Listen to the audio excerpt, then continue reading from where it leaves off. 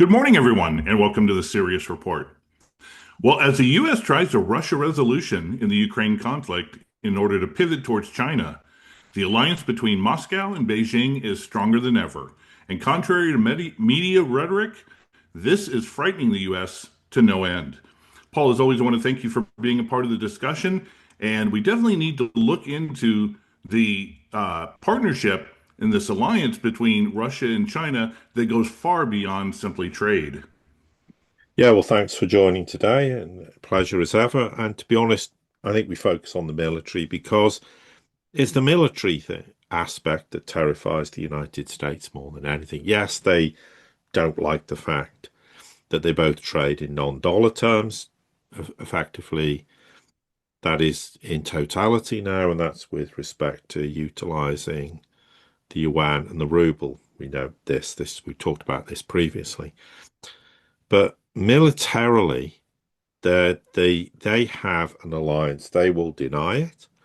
They will say, "Oh, it's not an alliance," when it is, because they of course they constantly denigrate the fact of NATO, which is an alliance. So the argument might be, well, if we don't do that, and then we come out and talk about an alliance, people will say we're hypocrites. And in some senses, there is a justification to that. But what I think's worth talking about, and this relates to something I put out in my own podcast back in November of 2020. So we're talking 4.5 years ago. And this is not a unique statement by any stretch of the imagination, but Putin was asked a whole bunch of questions about China-Russia relations. And he talks obviously about the fact they've reached an unprecedented level. And they keep talking about how that relationship is reaching new unprecedented highs.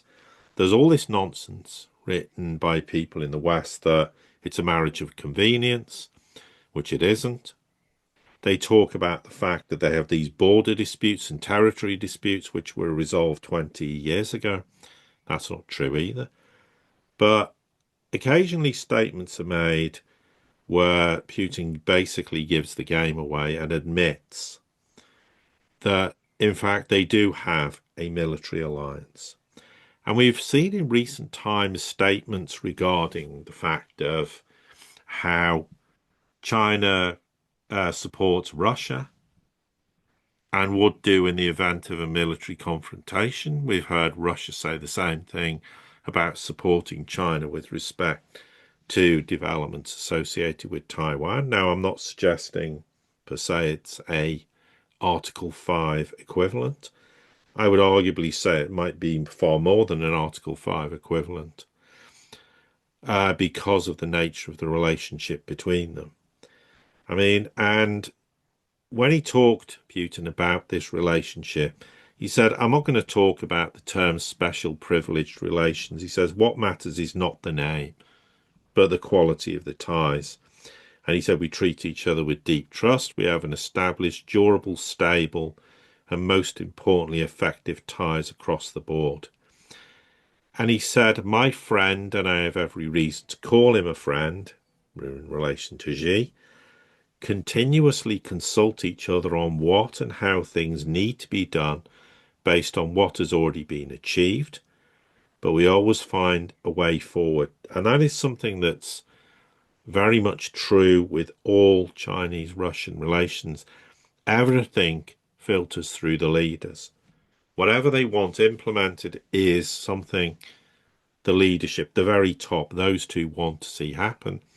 And everyone else has to fit in and implement them accordingly. So they have got their finger on every aspect of this relationship, even down to things you might regard to be trivial and unimportant. And that is something that's fundamentally very different than what you would have in any other relationship between any two nations on this planet at this point in time. And I think arguably, I don't think we've ever seen that in any relationship certainly in modern history. I can't go back and talk about what relations might have been like hundreds of years ago, but certainly in the modern era, we have not experienced that kind of relationship.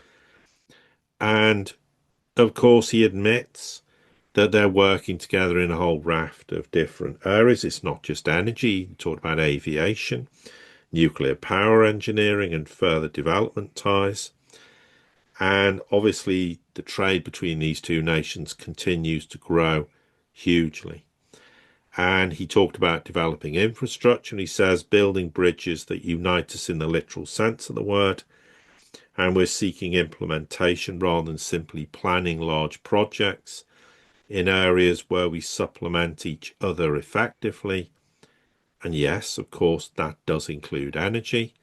And yes, China, we know, is a big shareholder in a large number of Russian projects on gas production and also LNG. I mean, and as Putin says, they're not projects carried out on the border, but in the north of the Russian Federation. So basically, as well, the Russian Far East, including that.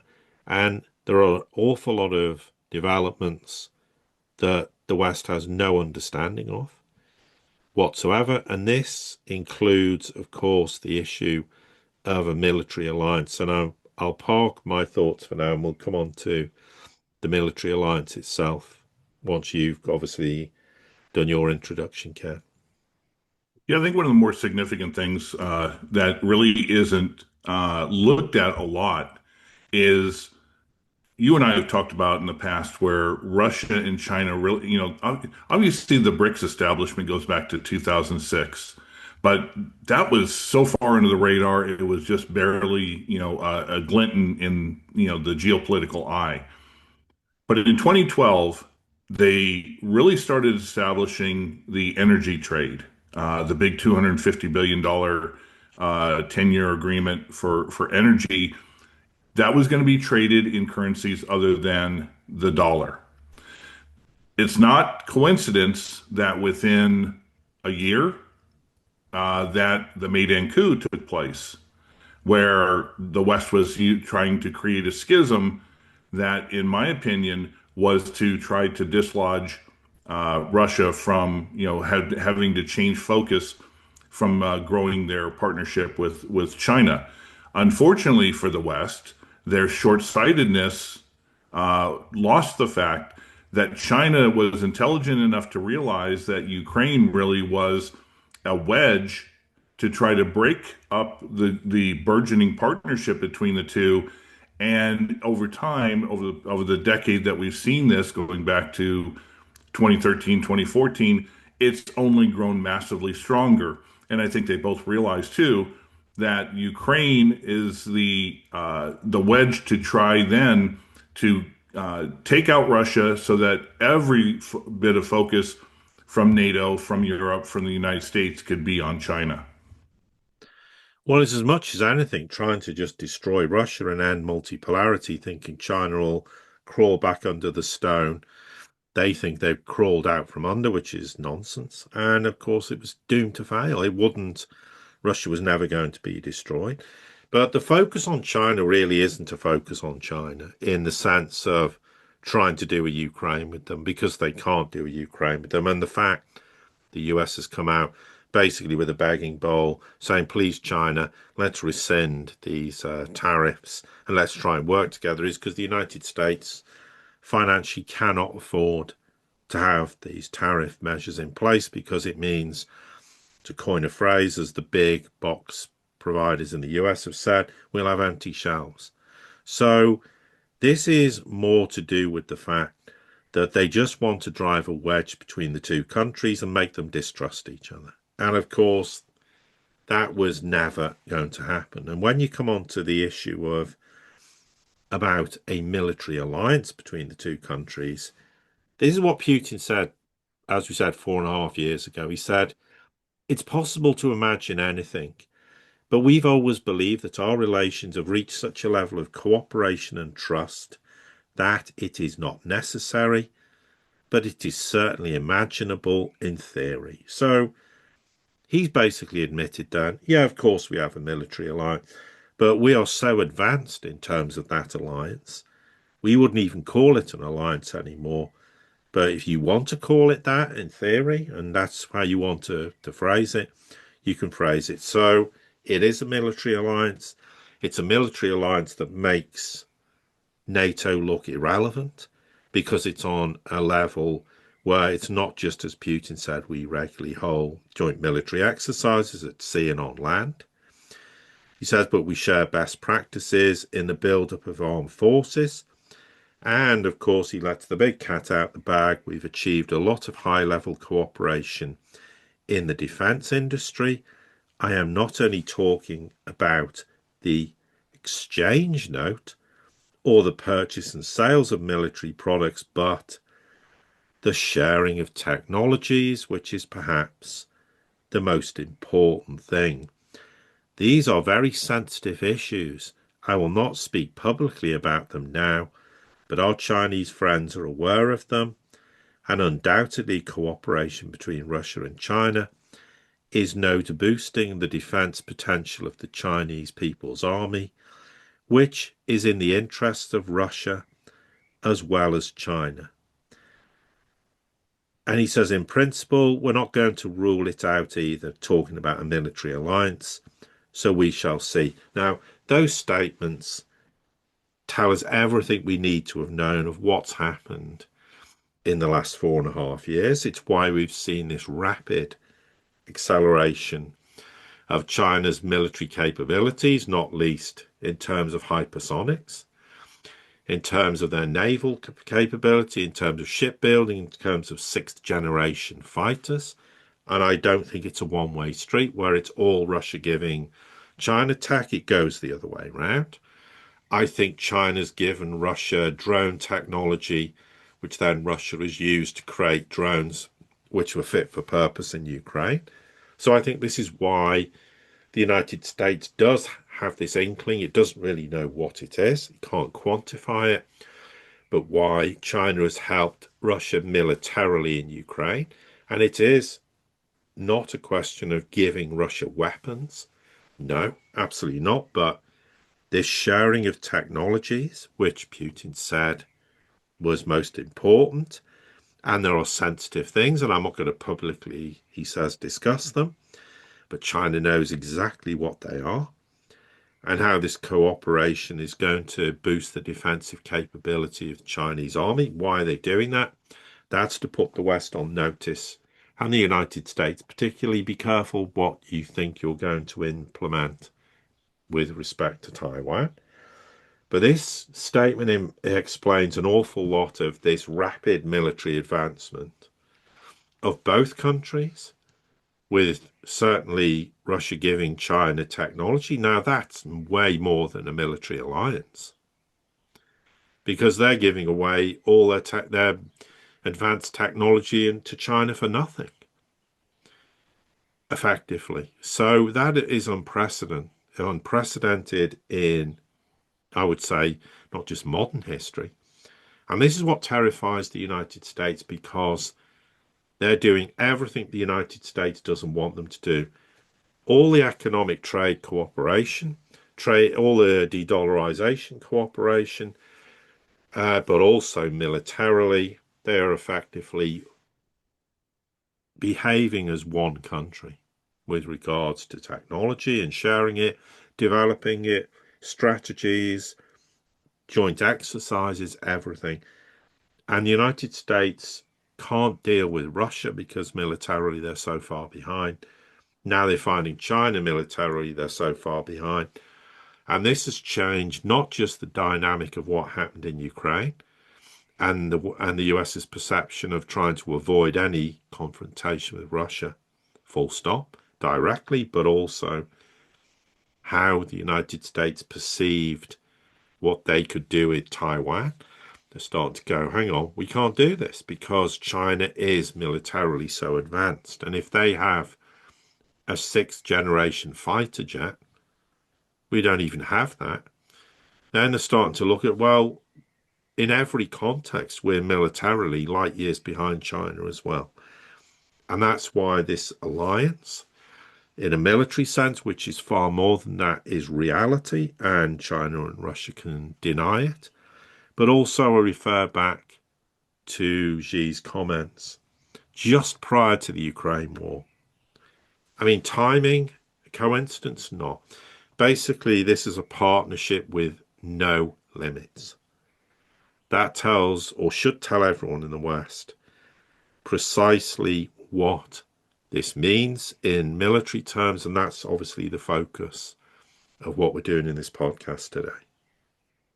Absolutely. And the interesting thing too is where you have this official organization known as NATO, and you have the strictures like Article 5, where if one nation is attacked, then everybody will come to their defense.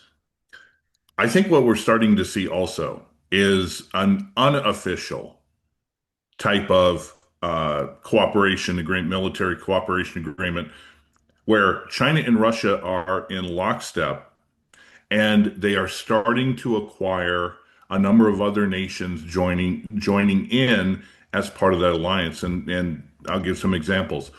North Korea. North Korea has, at least a military protectorate of China with them, and I'm sure they also have a military agreement with Russia, because we see this where North Korea helped in the Kursk campaign. Then we've already discussed in the past the military agreements between Iran and Russia. Well, guess what? If there's an agreement between Russia and Iran, that means there's also a unofficial agreement between Iran and China. Because if Russia needs help, China will come in and assist. We see what's happening in Africa. A lot of these African nations are suddenly getting the fortitude to kick out the old colonial powers from Africa. They wouldn't be able to do that if they didn't have assurances from both China and Russia. So this agreement between cooperation militarily between Russia and China is starting to domino down to many other places around the world, where nations in the past were easy to be picked off by Europe and the United States. They can no longer do that, because that's a fear that the US and Europe has to have, that if we intervene in there, we may have to face the might of both Russia and China, or Russia or China. Yeah, absolutely. It's worth noting with regards to China and Iran, they signed a comprehensive agreement before the Russians signed it with the Iranians. So the Iranians have it with both nations already. So that obviously has a huge bearing on the thinking the United States has with regards to Iran. So, and yes, you're absolutely right. It has snowballed into these other cooperation agreements, or strategic agreements, or comprehensive strategic agreements, whatever you want to refer to them. They're highly detailed. They cover military, they cover economic considerations, financial trade considerations, and is interesting. And I think this is, for me, a final point to make in this statement Putin made 4.5 years ago, where he talked about Russia and China have to confront new threats. He says one example is the US intention to deploy, or possibly deploy, medium and short range missiles in the Asia Pacific region. He says both China and Russia will have to take reciprocal steps. This fact is self-evident. So that statement says if the United States intends to take escalatory steps in the Asia Pacific, we, meaning China and Russia, will take the necessary steps to deal with that together, not individually.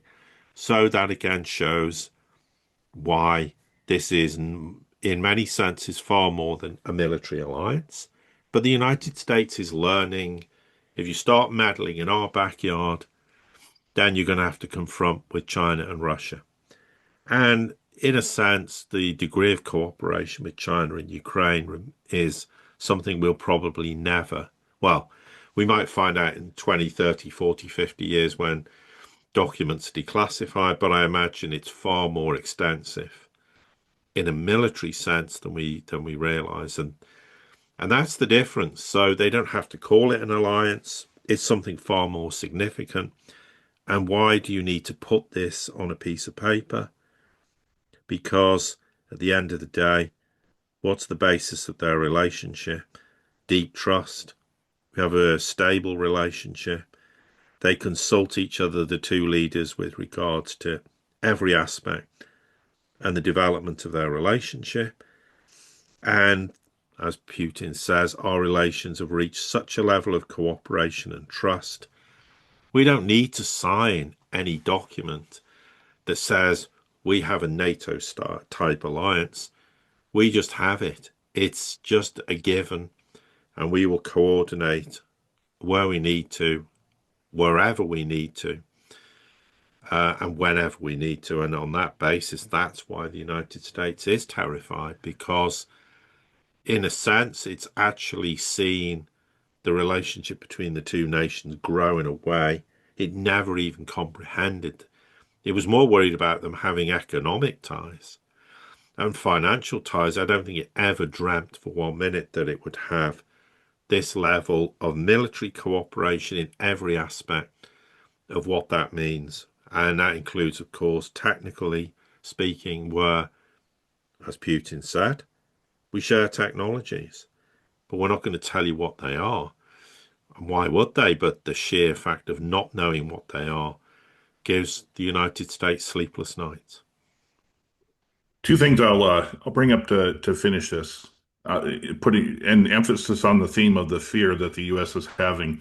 One, every single war game scenario that they've run in their algorithms and computers has had the U.S. lose to China.